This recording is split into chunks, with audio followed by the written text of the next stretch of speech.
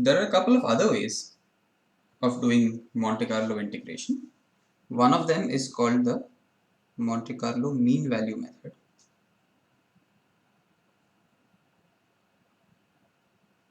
This makes use of the definition of average of a function. So suppose I wanted to calculate this integral from a to b f of x dx. Now you make use of the fact that how do you define average of f? Average of f is just this divided by b minus a. This is the definition of the average of this function f. Therefore, what we wanted to calculate I is just b minus a times the average of the function. So what I can do is, here is the function that I want to integrate between a and b. I will just uniformly sample random numbers between a and b.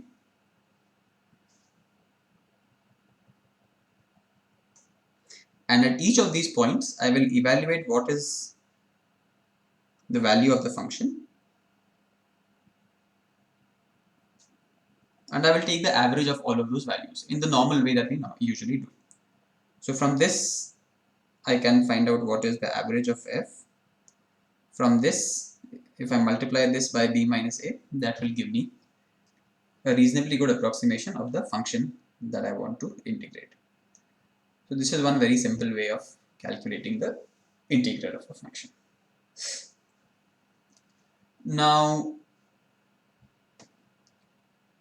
I want to discuss something called importance sampling.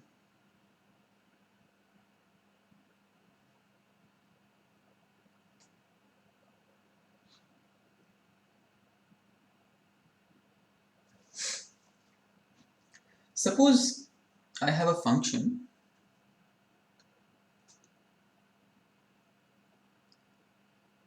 and this is the kind of function we've seen before also. This kind of function always gives trouble when you're trying to integrate. It has to do with a function which has a very narrow peak somewhere.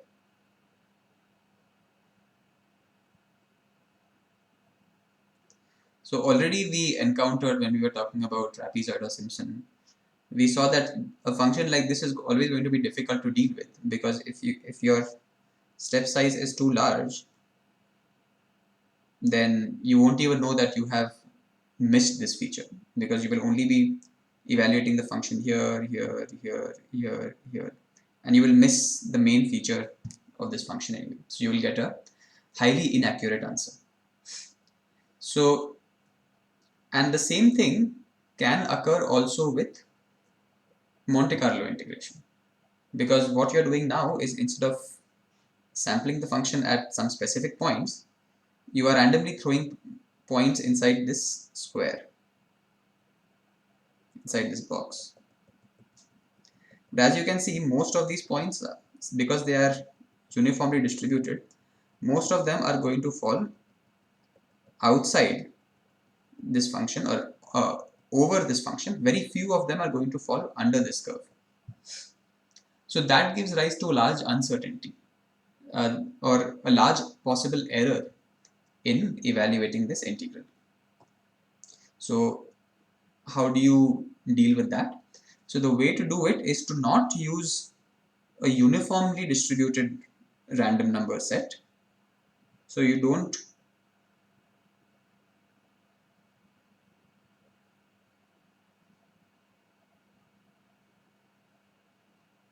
instead of using uniformly distributed random numbers, you choose random numbers from some different kind of distribution, and you choose a distribution such that you will draw more numbers from the region of interest.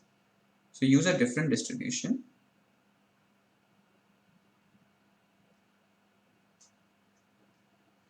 Which gives more importance to where you want to sample more. So that's why it's called importance sampling. So for example, for a function like this, what if you drew your random numbers from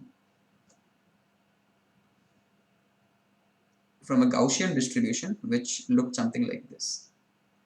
So then you see in this area it will give you more points. As you go farther away, it will give you fewer points. So using a different kind of sample of your random numbers, a different kind of distribution from which you draw a sample, will give you a more accurate answer. Of course, if you don't know what your function looks like in the beginning, it's difficult to choose what kind of distribution you should draw your random numbers from. So that is always a concern. There is no fixed answer or no fixed recipe as to how to do it. If you have some previous idea of what kind of integrand might be there, what your system might be like, then you can make a reasonably good guess for what kind of distribution you should take, which will give you a good coverage of your region of importance. So this brings us to the next question. How do you generate this random number with a different distribution?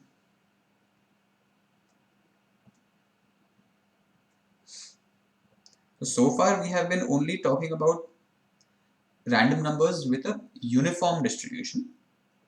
By uniform distribution, it means suppose I'm generating random numbers between 0 and 1, then the probability of getting a random number anywhere between 0 and 1 is exactly the same. So a uniform distribution, let's say between 0 and 1, is just constant. So some constant value over here and then 0 everywhere else. So whether I'm interested in getting a random number between 0.1 and 0.2, or I'm interested in getting a random number between 0.6 and 0.7, it's always the same. So this is a uniform distribution. But you can have a Gaussian distribution,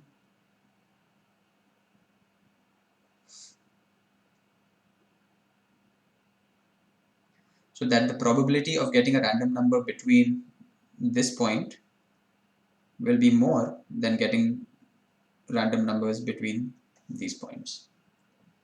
So this is a uniform distribution and this is a non-uniform distribution. Of course, non-uniform can be of various types. You can have a Gaussian distribution, you can have an exponential distribution, Poissonian, binomial, what have you. Any infinitely many different ways of choosing a non-uniform distribution. So question is, how do you generate a non-uniform distribution starting from a uniform distribution? Because normally all of your programs that exist, all of your Python functions or any general functions for random numbers will be mostly uniformly distributed. So starting from a uniformly distributed set of random numbers, how do you generate a non-uniform set? That is the question. So again, there are various ways of doing it. I'll talk about two general ways and one specific way. So the first way is something called the acceptance rejection method.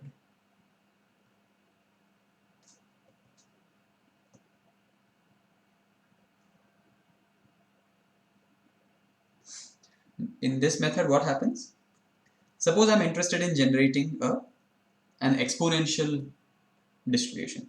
So I have my Python program which gives me uniform random numbers, and starting from there I want to then get an exponential distribution. So I want to go from this to this. So in the acceptance rejection method, what it says is you generate numbers between 0 and 1, and then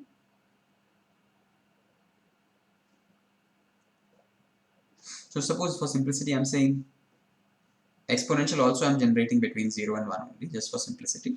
You can always modify it for a more general case. So acceptance rejection method says that since this is your exponential function from 0 to 1, again you create a box and using a uniform random number generator, choose values of x and take some random values of x and y, So those represent points in this box. And then you throw your points randomly. If your point lies under the curve, so if f of xi is less, no, if yi is less than f of xi,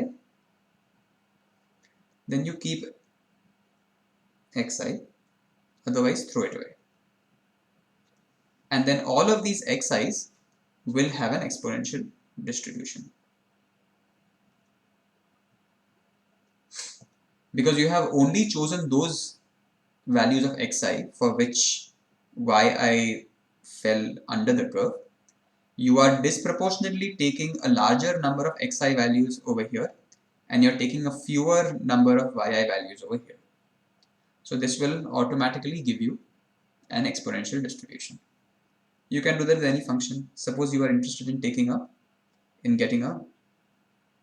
Gaussian distribution between 0 and 1, whose peak is at half. Again, same way. Here's your box. Throw your random points inside.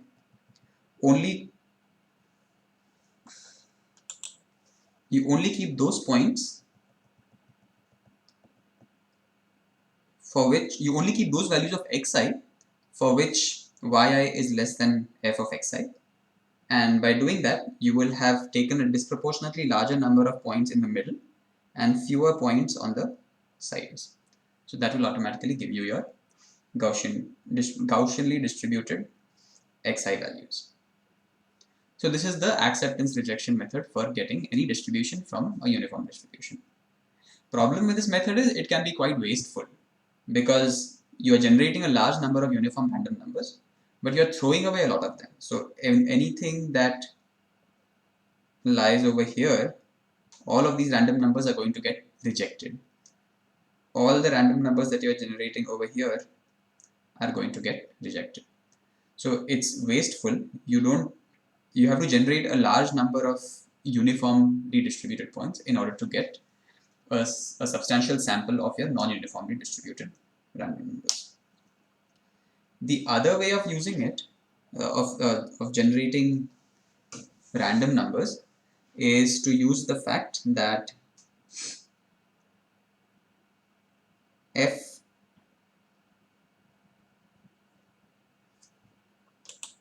so this is for the specific case where you are trying to generate starting from uniform, you're trying to generate Gaussian distributed random numbers. And this is called the Box-Mueller transformation. We are considering Gaussian specifically because it's one of the most commonly used distributions. So you might have most use of getting Gaussianly distributed random numbers. So for this, first using your uniform random number generators, you generate two numbers, x1 and x2. So x1 and x2 are random numbers between 0 and 1. Using this, you can define z1 minus 2 log x1 cosine of 2 pi x2 and z2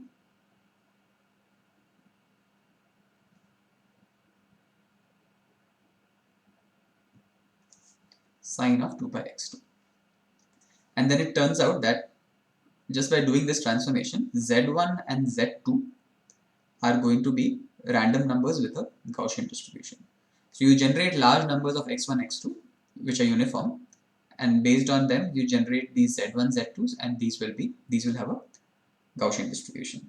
So z1, z2 have a Gaussian distribution.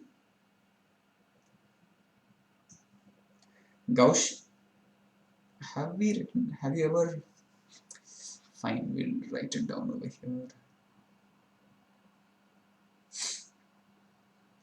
So Gaussian distribution has the following form.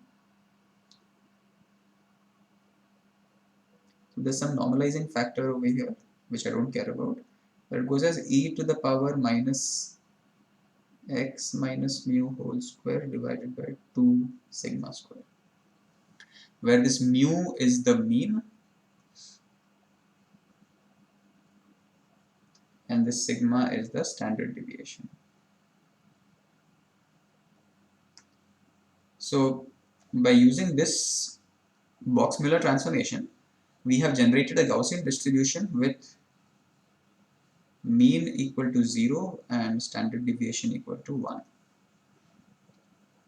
If in general you want some different kind of mean and standard deviation,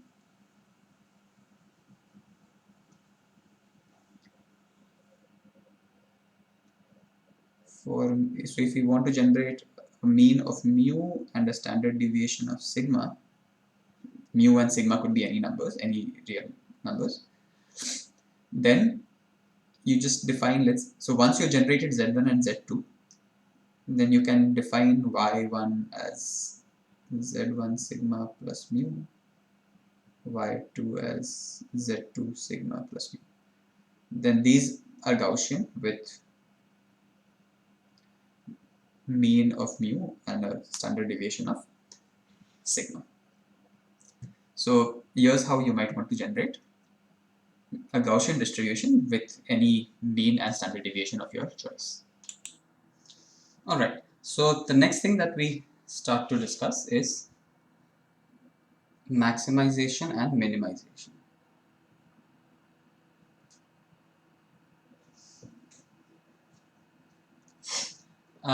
Actually, we'll be talking only about minimization, not about maximization, because once you have developed the techniques to minimize a function, the same techniques can be inverted and used for maximization also. Or another simple way of looking at it is that if I ask you to minimize the function f of x, so if this is your function f of x and I'm asking you to find the minimum, that's the same as maximizing the function minus f of x, because minus f of x will look like the mirror image of this.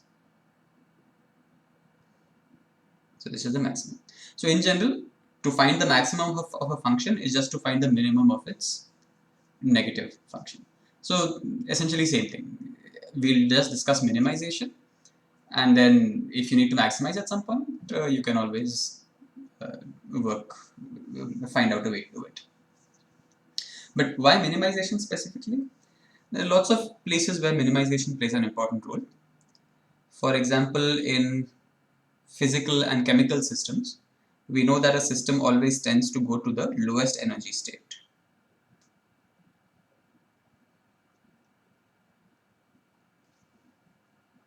So you want to minimize the energy of your system. So that's one place where minimization comes in.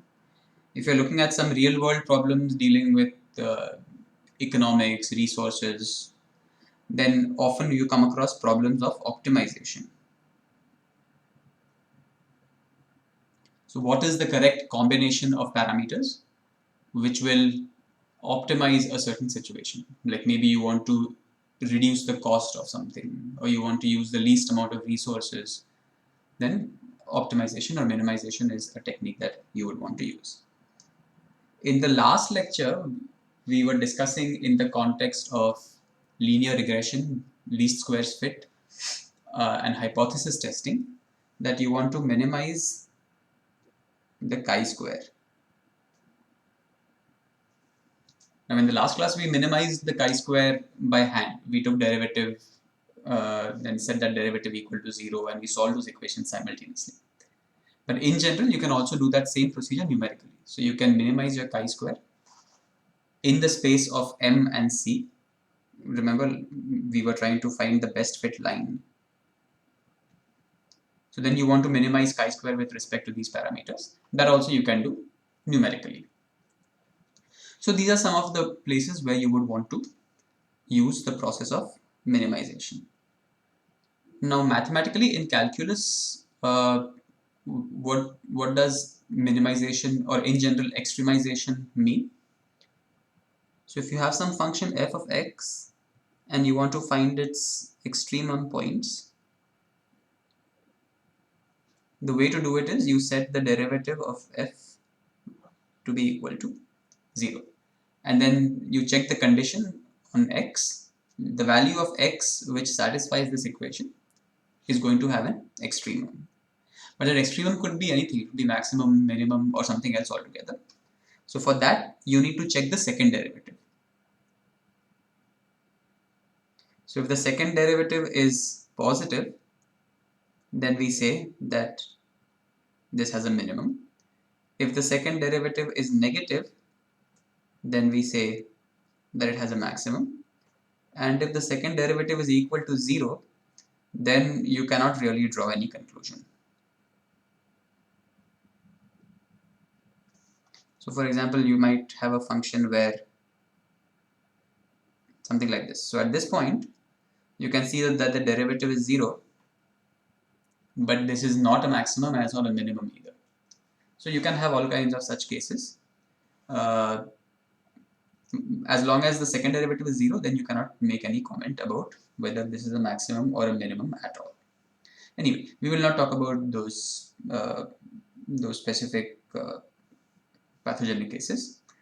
We'll talk specifically about minima or maybe maxima.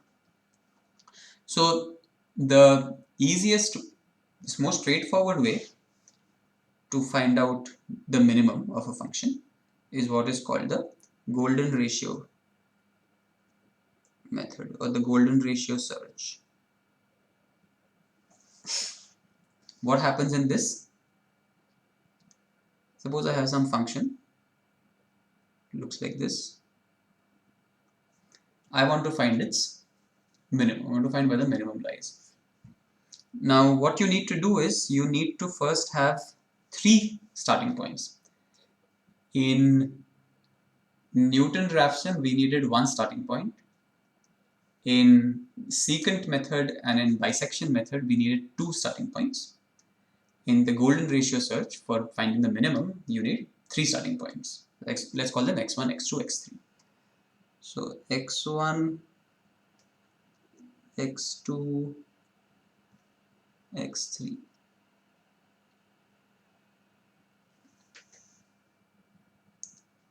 Now what you want to do is you want to find a 4th point x4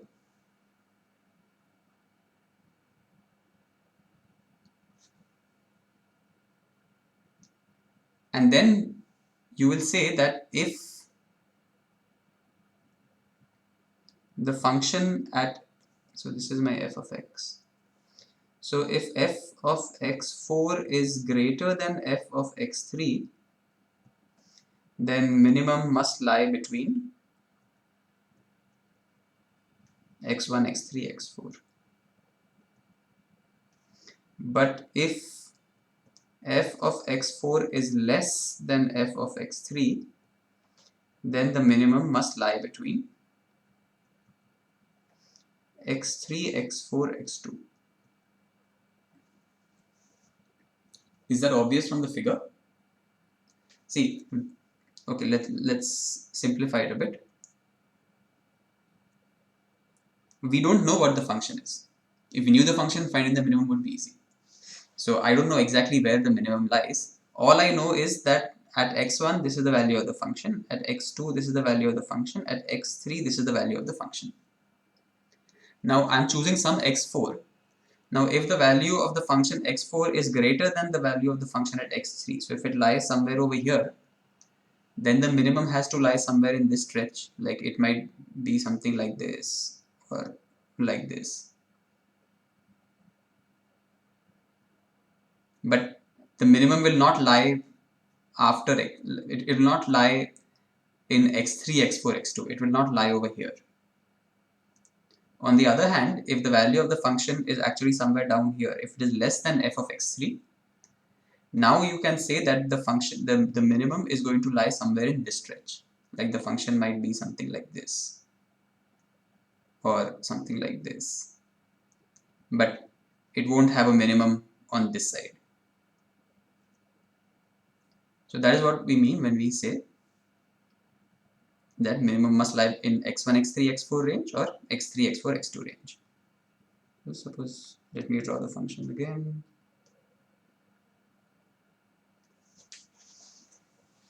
So I've picked an x4 accordingly. So I've decided which side the minimum lies depending on x4. So suppose, just without loss of generality, suppose this side is, suppose this statement is true. So the minimum is somewhere between x3, x4, x2. Then what I will do is I will discard my x1, and now I have x3, x4, x2. These are my three starting points. Now I will find some x5. Then again I will check whether my minimum is lying in x3, x4, x5 range or in x4, x5, x2 range. Then maybe it will be time for me to discard x2. So then I have these three starting points, x3, x4, x5. Then I will generate some x6 and so on. So this is how I'm going to go about with my searching for the minimum. So why is it called a golden ratio search? Let's work out the mathematics of this. Now, you don't want x3 to be too close to x1. Why? Suppose, so x1, x2, x4, x3.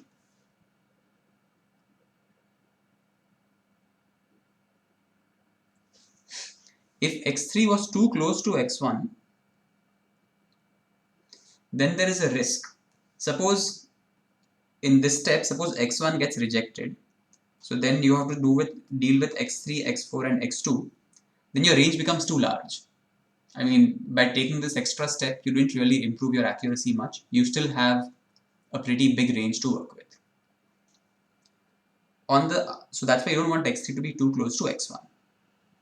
But also for the same reason, you don't want x1 to be too close to x4 either,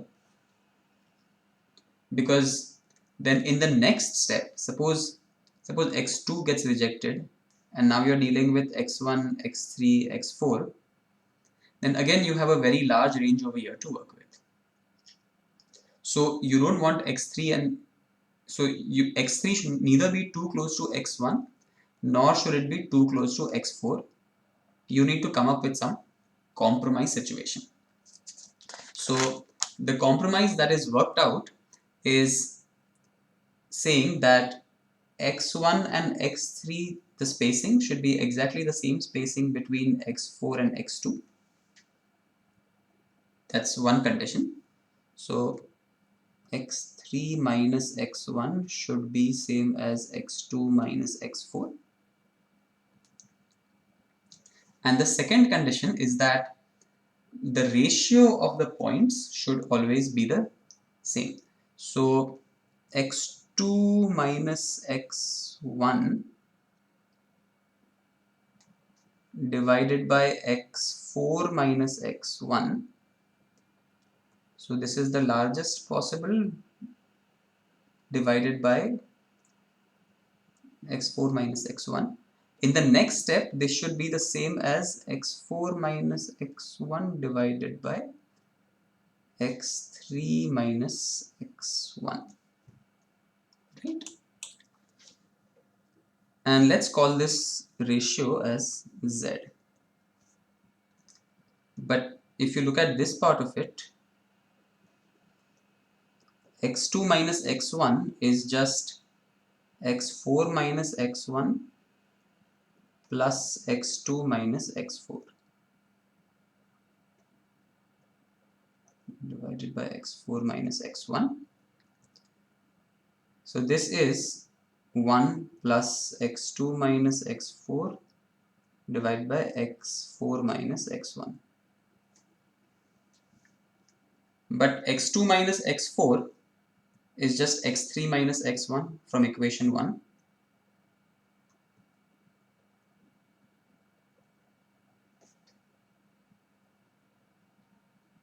And then if you use this over here, this is Z, this is Z. So this is just 1 plus 1 over Z. So we have the equation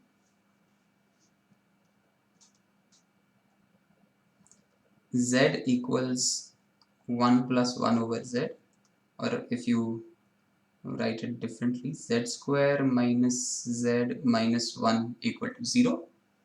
And if you solve this quadratic equation, you get Z is equal to 1 plus root 5 over 2,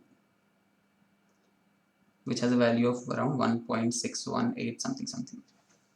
And this is the golden ratio which appears in various places in mathematics. So the point is that you have to space out your points x3 and x4 in accordance with this golden ratio. And then if you keep repeating this process, so you will eliminate either x1 or x2, then you will generate one x5, then you'll again throw away one of the side points, then you will generate an x6, and so on and so forth. So if you keep generating points like that, then eventually you end up with what is called you get closer and closer to the minimum. And then of course you have some specified accuracy in mind. As long as you come within that accuracy, then you will say that okay, I have achieved my minimum at this point.